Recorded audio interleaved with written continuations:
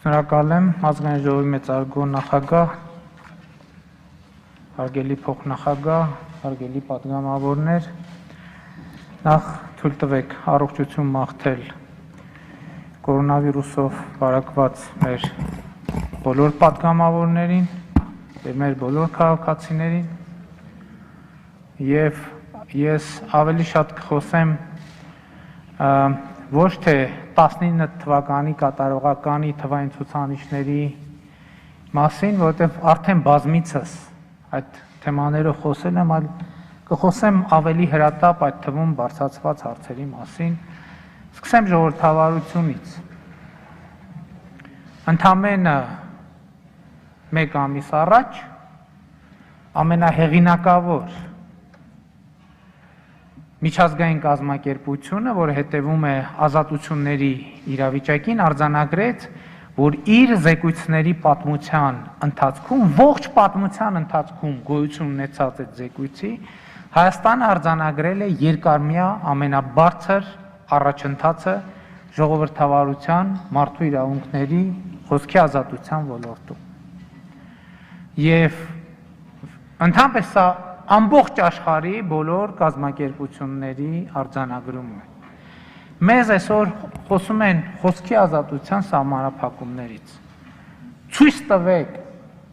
երրորդ հանրապետության պատմության մեջ մի իրավիճակ, երբ առնվազն 3-4,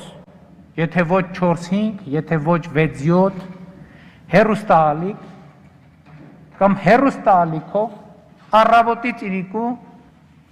ինչքան կներեք արտահայտության քաղաքական դիակ կա,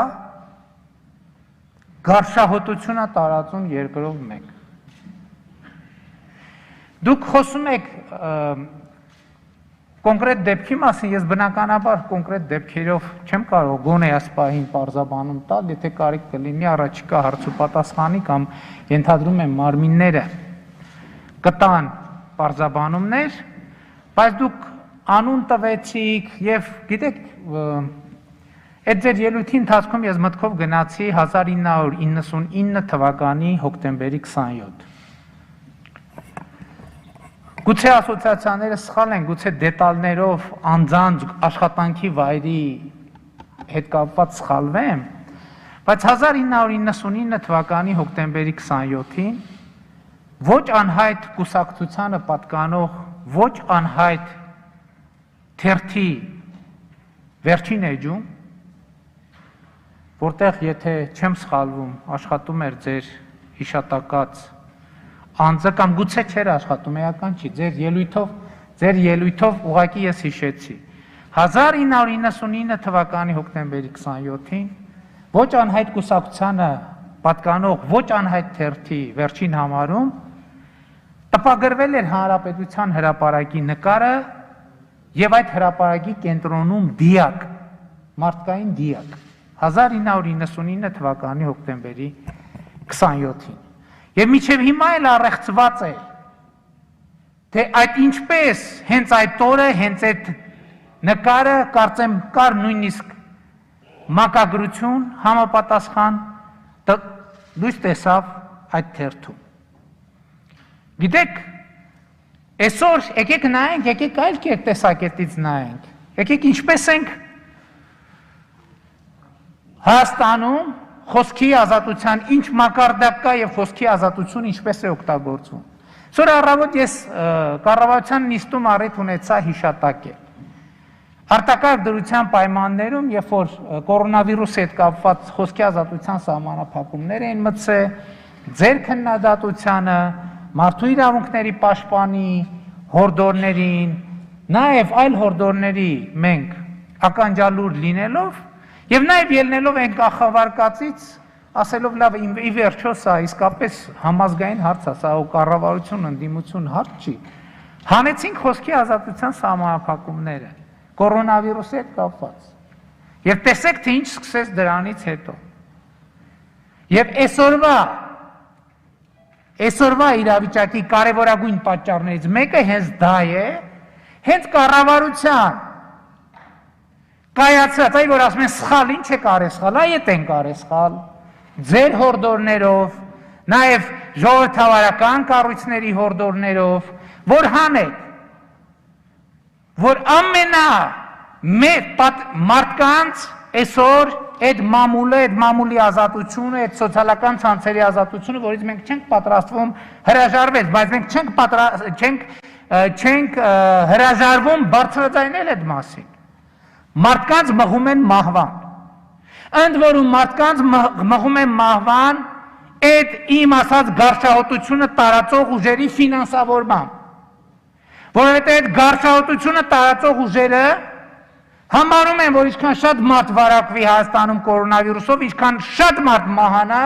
այնքան իրենք ավելի բարձր հնարավորություն կունենան խոսալու։ Խոսում են թերթերի մասին, այո ասել ենք և ասում ենք։ Հայաստանի Հանրապետությունում կուսակցությունները, լրատվամիջոցները, հասարակական կազմակերպությունները պետք է լինեն 100%-ով թափանցիկ, որ այդ ձեր ասած նախկին նախագահ կոչվածները իրենց թալանած փողերով չբերեն, ֆինանսավորեն ֆեյքերի դասակներ, գումարտակներ և այլ լրատվամիջոցների Հայաստանի նկատմամբ հիբրիդային, Հայաստանի ժողովրդի նկատմամբ հիբրիդային պատերազմ մղելու համար։ Մենք այդ թվում հասարակական կազմակերպություն, այդ չհասկացա, ինչի պետք է կառավարությունը լինի 100% թափանցիկ, իսկ մյուսները պետք է չլինեն, այդ որտեղ է գրված։ Այստեղ այս ամբիոնից խոսում են ֆեյքերի մասին, ֆեյքերի չգիտեմ ինչի մասին, այն մարդիկ, ովքեր աշխատավարձերով, գումարտակներ, դասակներ, 3500 ֆեյք ունեն իրանց տիրապետության տակ,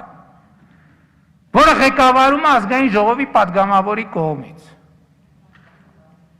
Այդ ով ասել է, որ ժողովրդավարությունը մեզնից եք պաշտպանում։ Ոչ մենք պետք է ժողովրդավարությունը պաշտպանենք ոմանցից, որովհետև ժողովրդավարությունը ամենաթողություն չի։ Ժողովրդավարությունը պատգամավորների ղազագիր գրել տվող կուսակցությունների հույսին չի կարող մնալ։ Այդ ասում եք քաղաքական հետապնդում։ Այդ տեսել ենք 30 տարի քաղաքական հետապնդում, այդ որտեղ եք տեսել, որ քաղաքական հետապնդման զոհին դատարանը հրաժարվի կալանք տա, բայց այդ մեզ ինչի չէին հրաժարվում կալանք տալ։ Բայց այն չէ, չենք կալանավորում, վզները կոլորեին 5 րոպե, սեղանի տակից դուրս չէին գալիս։ Առավոտից իրիկուց ճամարտակում եք հակակշիռների և փողզսպումների մասին։ Ինչ ասում են հակակշիռ և փողզսպում։ Հակակշիռ և փողզսպումը 4 ակնանի տրակտոր է, թե ծանիվ է։ Բայց ստեղ կա ուրիշ պրոբլեմ, պետք է հասկանանք այդ դատավորներն ովքեր են։ Էլի եմ ասում, այո, մենք ապօրինի ազդեցություններից հրաժարվում ենք դատական համակարգի նկատմամբ։ Բայց դա նշանակում է, որ այդ հին ազդեցության համակարգերը պետք է շարունակեն գործել։ Ոչ, չեն գործելու, թող դրսևորվեն։ Թող դրսևորվեն և ցույց տանք, թե ով է։ Եվ գնալու ենք, այո, բարեփոխ մենք էլի ասելու են, բաղա ինչի միջև հիմա դատարանների հարցը լուծված չի։ Լուծված չի մի պարզ պատճառով, մենք չենք ուզեցել և չենք ուզում խամաճիկային հին համակարգը փոխարինել խամաճիկային նոր համակարգով։ Մենք ուզում ենք, որ երկրում լինի իրական անկախ դատարան։ Այն դատավորը, որ իր համոզմունքով և խղճով և առանց կողմնակի ազդեցությունների և առանց հին կոռուպցիոն կապերի և առանց հին կոռուպցիոն նոստալգիայի կկայացնի որոշում, այդ դատավորը մեր գլխի վրա տեղ ունի։ Այս դատավորը այս երկրի, այս պետության հենասյունն է և մենք ամեն ինչ անելու ենք այդ մարդկանց պաշտպանելու համար և մենք ամեն ինչ անելու ենք այն մյուսներին դուրս շպրտելու համար դատական համակարգից։ Եվ ոչ մի բան մեզ չի կանգնեցնի։ Եվ իմիջայլոց ասեմ, ձեր վկայակոչած դատական ակտում դատակարանը առնվազն հիմնավոր կասկածը հաստատել է, որ կա հիմնավոր կասկած։ Եվ էլ չեմ ասում, ես զարմանում եմ։ Այսօր խոսում եք, ասում եք քաղաքական ուժը բոյկոտել է իշխանությունը չի մտածում։ Քաղաքական ուժը իմ գնահատմամբ ինքնա ոչնչացվել է, որովհետև այս ամբիոնից երբ որ լուրջ դեմքով ասվում է մի բան հերքվում է, մի բան, որ Հայաստանի Հանրապետության բոլոր քաղաքացիները գիտեն, բոլորը գիտեն առանց բացառության։ Այսինքն նորություն է, որ Հայաստանում կան քաղաքական ուժեր, որ ընտրակաշառք են բաժանել, եւ նորություն է, որ Բարգավաճ Հայաստան կուսակցությունը ընտրակաշառքով է ընտրվել։ Նորություն է որևէ մեկի համար։ Եվ երբ որ կանգնում ես ամբիոնից, այս ամբիոնից ասում ես մի բան, որը բոլորը գիտեն, որ այդպես չի, դա նշանակում է ինքնաոչնչացում։ Իրանք այսօր այստեղ չեն ոչ թե նրա համար, որ հետապնդվում են, այլ իրանք այսօր այստեղ չեն, որ չկան այլևս։ Չկան այլևս, որովհետև ժողովրդի աչքերի մեջ նայող եւ սուտ խոսող քաղաքական ուժը Հայաստանում քաղաքական գործունեություն չի ծավալելու։ Չի ծավալելու, չի կարելի ժողովրդին ձեռ առնել։ Եվ ասեմ, ովքեր ճշմարտությունից դուրս են խոսում, նրանք չեն կարողանալու։ Այո, այսօր տեղի է ունենում ամենամեծ բարեփոխումը Հայաստանում։ Քաղաքական դաշտի բարեփոխումը տեղի ունենում։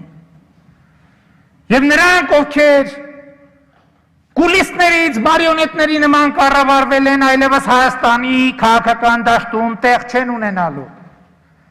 Եվ նրանք, ովքեր կուլիսներից մարիոնետների են կառավարել, նրանք այս քաղաքական դաշտում տեղ չեն ունենալու։ Եվ այո, թույլ տվեք կանխատեսել։ Հաջորդ խորհրդարանական ընտրություններում, հաջորդ խորհրդարանում տեղ են ունենալու միայն ու միայն այնպիսի քաղաքական ուժեր, որոնք աներկբայորեն պաշտպանում են 2018 թվականի ոչ բռնի թավշյա հեղափոխության, ժողովրդական հեղափոխության արժեքները։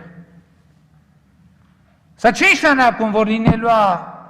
այսօր այդ ուժերից էլ կան, որ մեզ քննադատում են։ Ամենամեծ քննադատելու տեղը իրանք ունեն։ Եվ ամենաշատը իրանց քննադատությունից ենք մենք նեղվում։ Չենք նեղանում, նեղվում ենք։ Որտեւ նրանք քննադատում են, լավ են անում, որ քննադատում են, ապագան իրանցն է։ Այսօր շատ է խոսվում նրա մասին, ով ապագա իշխանությունը, ով ապագա ընդդիմությունը, ապագա իշխանությունն էլ, ընդդիմությունն էլ, այս դահլիճի 100% են ուժերն են, ովքեր կանգնել են եւ ժողովրդին վերադարձրել են իշխանության։ Դրանից դուրս որևէ մեկը այս խորհրդարանում տեղ չի ունենալու։ Որևէ մեկը այս խորհրդարանում տեղ չի ունենալու։ Եվ ես ասում եմ ոչ թե որպես վարչապետ, ես ասում եմ որպես Հայաստանի Հանրապետության քաղաքացի։ Եվ ինձ իրավունք եմ վերապահում, ասել ես առնվազն մյուսներից մի քիչ ավելի լավ եմ ճանաչում մեր ժողովրդին։ Որտեւ մենք մի քիչ ավելի լավ ենք ճանաչում մեր ժողովրդին մյուսների համեմատ։ Եթե այդպես չլներ, մենք չէինք կարողանա այսօր այս կազմով գտնվել այստեղ։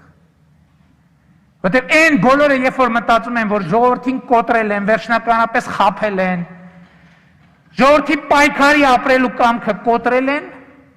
այդ մարդիկ սխալվեցին եւ հրապարակային խոստովանեցին այդ սխալները։ Հիմա էլ այո, կորոնավիրուսը երկնային մանանայի նման թափվել է նրանց գլխին։ Նրանց թվում է, որ այս ինչ լավ էր այս կորոնավիրուսը, վերջապես մենք վերակենդանանալու, ասենք բացիլը, քաղաքական բացիլը վերակենդանանալու շանս է ստացել, իրանց թվում է։ Եվ հիմա եկել են սովերից են խոսում, սոցիալական բունտերից են խոսում, այ ժողովուրդ ջան, ախր այդ սոցիալական բունտից որ խոսում եք, այդ սոցիալական բունտից դուք վախեցեք, որտեղ սոցիալական բունտը որ եղավ, մենք ինչ ունենք, որ սոցիալական բունտի զոհ դառնալու, առաջին հերթին ձեր ապօրինի կառուցած դղյակները, ձեր բենտլիներն է դառնալու սոցիալական բունտի զոհ։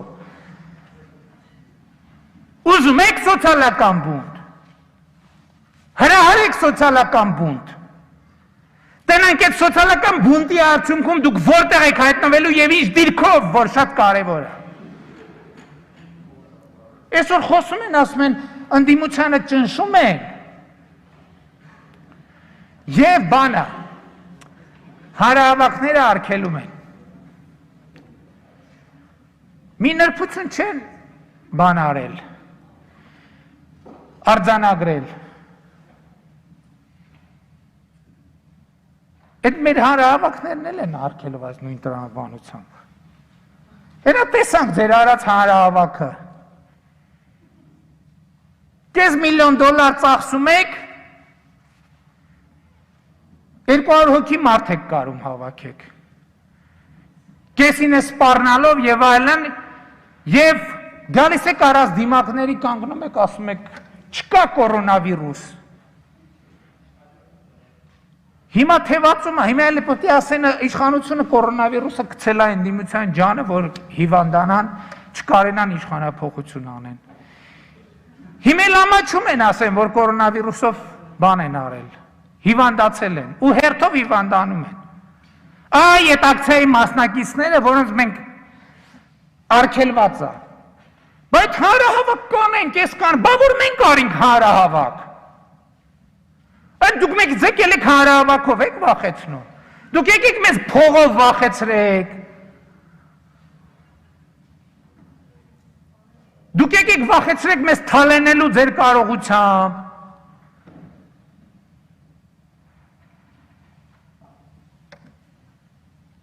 Դուք եկեք մեզ վախեցրեք ձեր կրթական ցենզով։ Այդ վախենալու բանը իրոք դուք եկել եք մեզ հանրահավաքով վախեցնում եք։ Այ քեզ բան։ Այստեղ են ասեք կանգնեցրեք ինքնաթիռը, իջնող կա։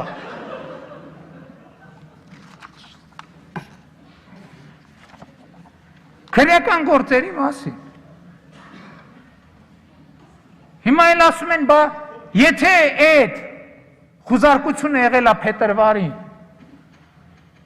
բա ինչի միջև հիմա պատշաճ քննություն չի արել, բա ես էլ եմ այդ ասում։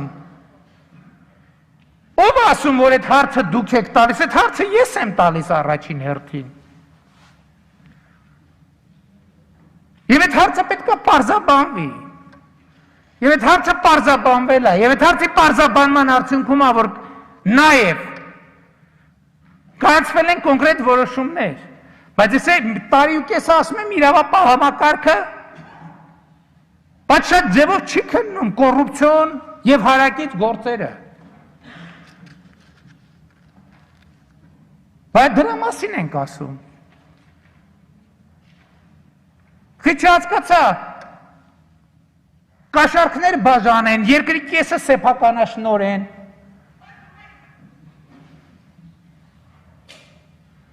Եմ մեկն էլ մի հոգի եկա են մեկի ընտանիքից ասում է ես եմ բանը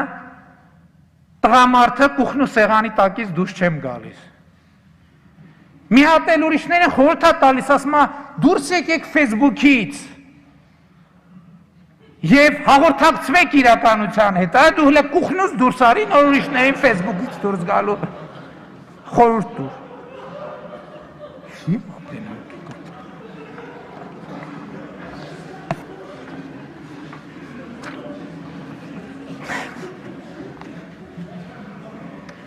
Բայց ես ուզում եմ այնուամենայնիվ վերադառնալ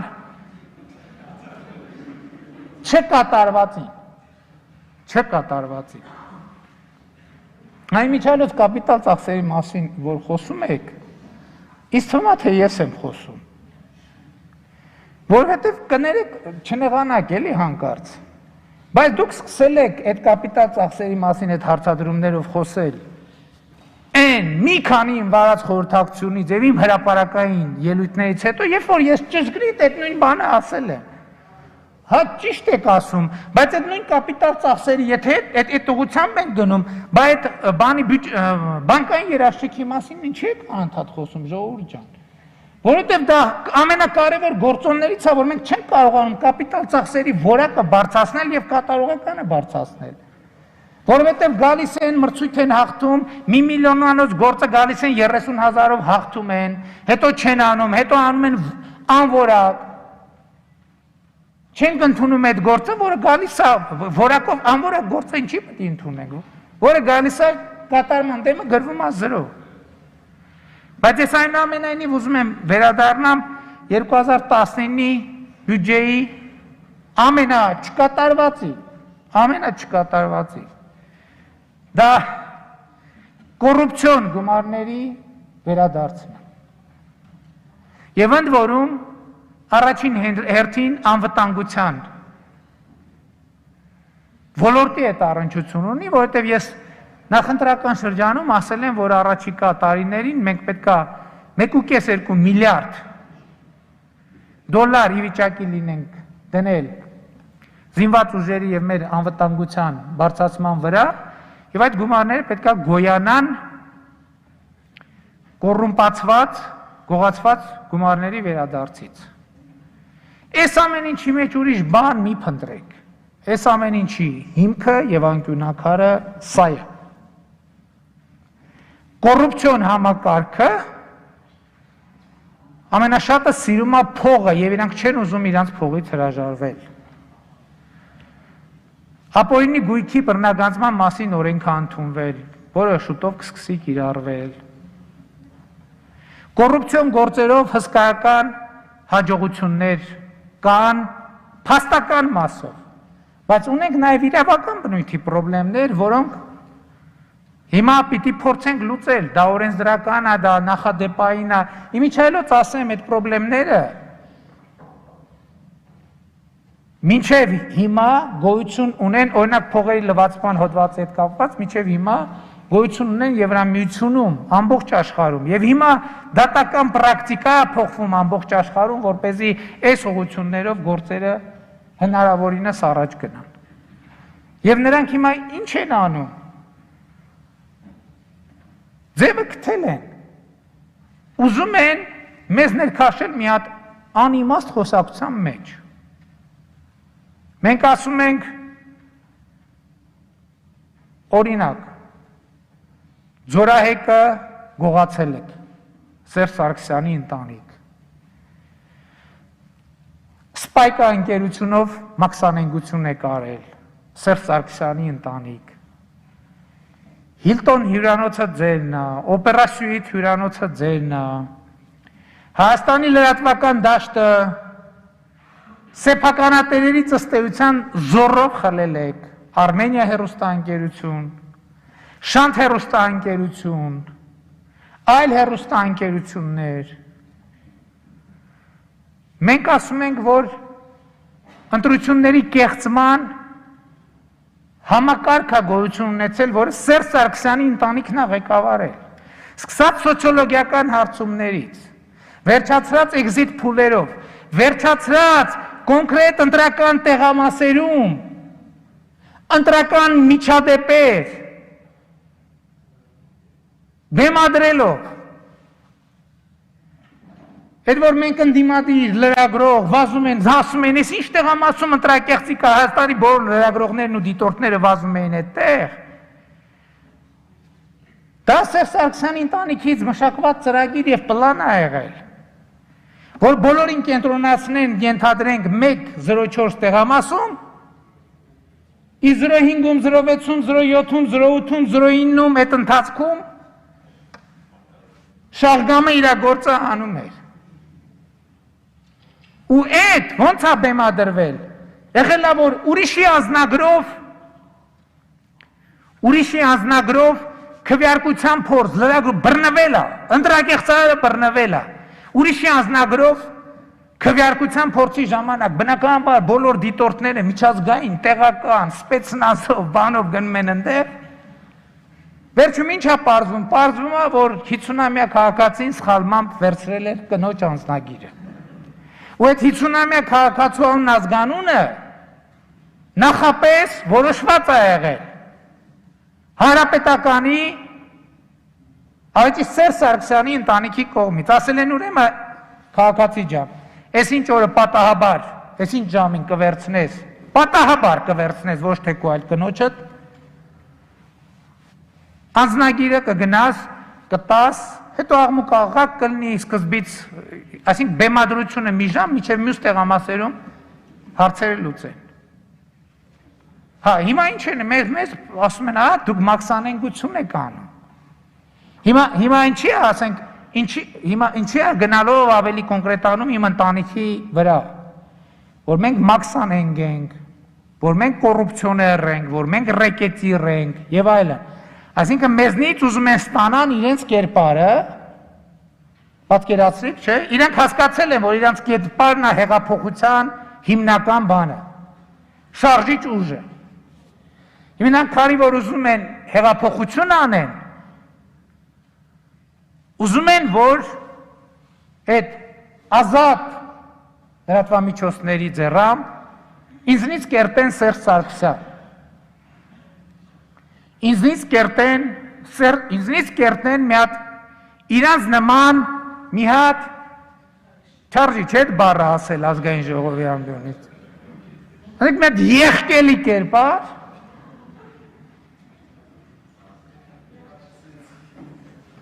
չէ, այն բառը ավելի ընդգրկուն էր, այս գրական վերսան էր այդ բառը,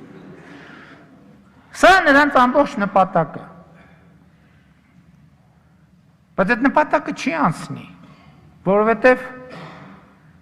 ֆիլմերից մեջբերումներ անել երև այս ամբիոնից ընդունված չի, բայց մի հատ շատ հայտնի ռուսական ֆիլմ կա շատ հայտնի նախադասությամբ, որ ասում է, ты думаешь, в деньгах сила? Нет, ասում է, в правде сила. Այսինքն մտածում ես փողի մեջ է ուժը, ոչ ճշմարտության մեջ է ուժը։ Եվ որևէ վարկած չկա, կասկած չկա, որ այդ կոռուպացված համակարգը բոլորին իրար հետ մի զամբյուղով ենթարկելու են կապիտուլյացիայի, որովհետև մեր թիկունքում, մեր մտքում և մեր սրտում կա միայն մի բան, և այդ մի բանը ճշմարտությունն է, և մենք այդ ճշմարտության հետևից քայլելով ենք եկել հասել ստեղ։ Եվ մենք շարունակելու ենք մեր քայլը ճշմարտության ճանապարհին, ափսոս, որ այդ ճանապարհին շատերը հետ են մնացել, հետ են մնում և հետ կմնան անդառնալիորեն և անվերադարձ։ Սիրելի հայրենակիցներ, այո 2020 թվականին Հայաստանում կա մի ճգնաժամ, դա կորոնավիրուսի ճգնաժամն է, մնացած բոլոր ճգնաժամերը բխում են դրանից, մենք որ պահին այս ճգնաժամը լուծենք, մյուսները ինքնաբերաբար շատ արագ վերադառնալու են իրենց ոչ միայն ելման կետ, այլև շատ ավելի առաջ, և ես էլի ուզում եմ մեզ բոլորիս հիշեցնել, որ Հայաստանի Հանրապետությունում կորոնավիրուսի ճարակ է, և ես ուզում եմ մեր բոլոր քաղաքացիներին կոչ անել, պահպանել հակահամաճարակային կանոնները, կրել դիմակ, պահպանել սոցիալական հեռավորություն, ախտահանել ձեռքերը և որ շատ կարևոր նախաձեռնություն, ես ուզում եմ, որ մենք բոլորս մաքսիմալ լծվենք այս գործին, պատգամավորները, կառավարության անդամները, պետական հիմնարկների աշխատողները, հասարակական կազմակերպությունները, բոլորը իրենց այսօր այնպիսի իրավիճակա, մեզնից յուրաքանչյուր իր օրվա 10-20 րոպեն, կես ժամը, մի ժամը պետք է անպայման նվիրի կորոնավիրուսի դեմ պայքարին։ Եվ ես գիտեք, ես վերջերս ինձ հետաքրքրեց եւ խնդրեցի ինձ տեղեկանք տալ, թե որ ընդդիմադիր ուժերն են եւ ինչ ծավալով է, որ նրանք այս ընթացքում հանդես են եկել հակահամաճարակային կանոնները պահպանելու կոչերով։ Գոնե մի անգամ եւ ասենք նրանք ովքեր հանդես են եկել եւ այդ տեղեկանքը A4 ֆորմատ թղթի 1/5 հատվածով էր միայն զբաղված։ Մյուսները ընդհակառակը սպասում են կորոնավիրուսը աճի, որ ինքը բարգավաճի։ Շնորհակալություն։